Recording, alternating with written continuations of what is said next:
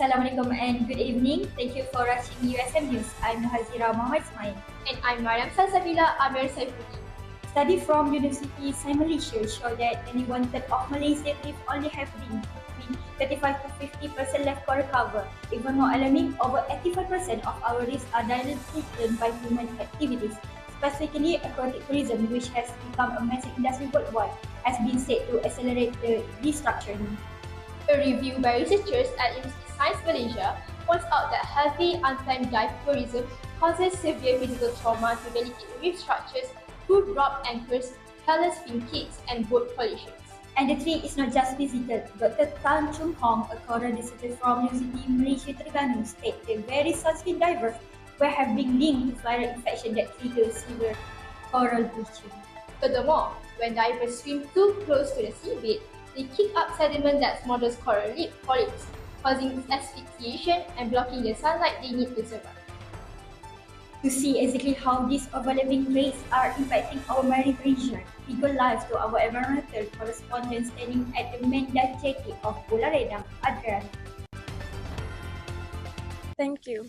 I'm Adriana reporting live from Redang Island.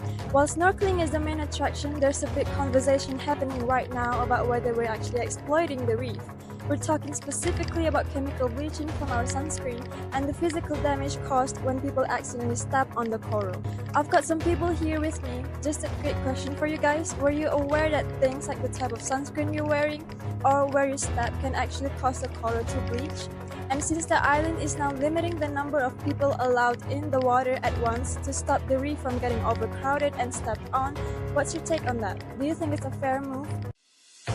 Yes, I was aware of that. As a snorkeler, I think small action like using reef-safe sunscreen and being careful not to step on corals are really important.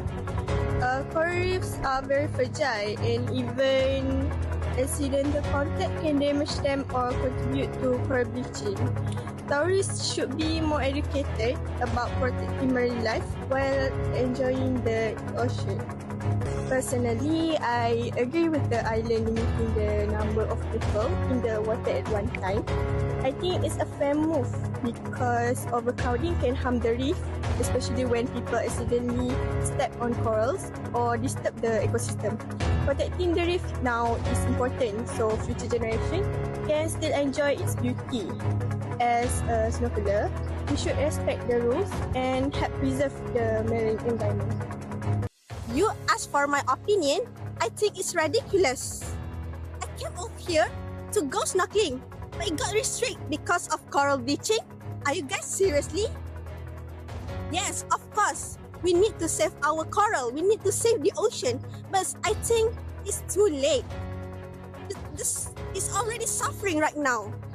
It's frustrating because this place was used to be very peaceful, but now it's become distraction. Time issue, dying reef. Like seriously? What's even left to enjoy anymore?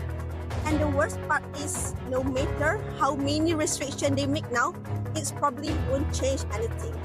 So yeah, I'm angry because humans destroy something beautiful and now everyone else has to deal it with the consequence. The water temperatures around Lizard Island have been significantly above normal for this time of year. We know that global warming is increasing the temperature of our oceans, and that's stressing the corals and causing them to turn white. Right now, the Great Barrier Reef is on a knife edge. If temperatures continue to climb over the next couple of weeks, we're worried that this bleaching could spread. However, if there are storms and rain, that could cool things down and avert the danger. There are two crucial things that the Australian government can do about this situation. One is to rapidly shift to renewable energy, and the other is to slash farm pollution to give the Great Barrier Reef the clean water it needs to. I think I agree that coral bleaching definitely among the hottest cases in Malaysia. As a tour guide for more than 2 decades already, I've personally seen how much our coral reef have changed over the years. From January 2023 until March 2025, around 84% of coral reef worldwide were affected by coral bleaching. Back in 1998, only 21% of reef were affected during the first global bleaching event. but the number increased to 68% between 2014 and 2017. Scientists now describe the latest BT event as unprecedented because the damage more severe.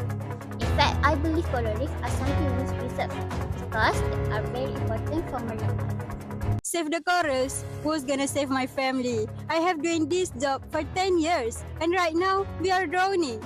They cut my pay by 35%. I have 7 kids to feed. Most are still in the school and the youngest is just a baby. It is suffering me, man. Every day it is just struggle to put food on the table. Now, because there are no tourists, they are just firing people. My friend, men in my age, they are being kicked out with nothing. So, where are we supposed to go? They need to start over from zero? At our age, it is impossible, man. You know what? It is easy to talk about the environment when your stomach is full. But they are killing our livelihood to save a few reefs. We are losing everything here.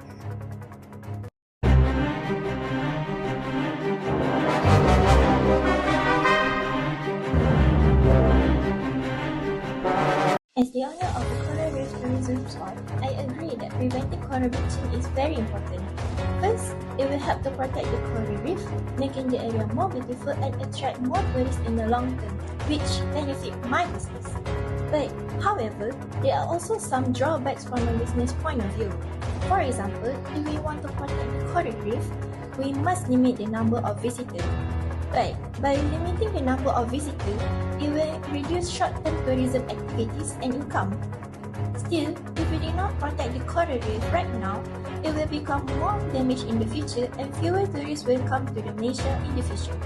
So overall, I think it is better for me prevent the coral bleaching for the long-term success of my business and other owner of Coral Reef Tourism Spot. Thank you. It's clear that while the new limits might mean a longer wait to get in, most people are starting to realize is the price we have to pay to keep the reef alive. I'm Adriana for USM News, reporting back to the studio. Thank you, Adriana. Everyone, let's take a look at the scenes after this as we wrap this edition of USM News. With that, I'm Mariam Salsabila. And I'm Hazira. Thank you for watching and we'll see you next time.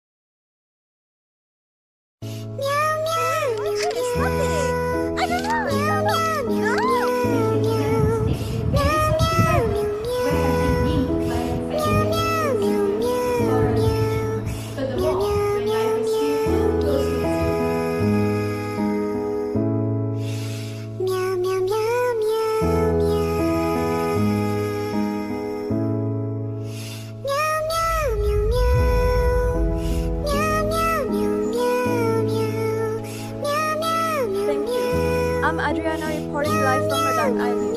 While snorkeling is the main attraction, there's a... Apa pelik tu?